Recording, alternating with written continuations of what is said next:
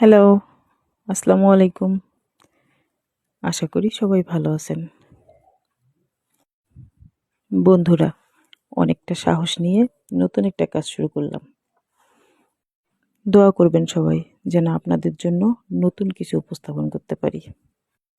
আর আমার এই নতুন প্রজেক্টটা দেখতে হলে আপনাদেরকে একটু ওয়েট করতে হবে। আই হোপ এটা সবার অনেক ভালো লাগবে।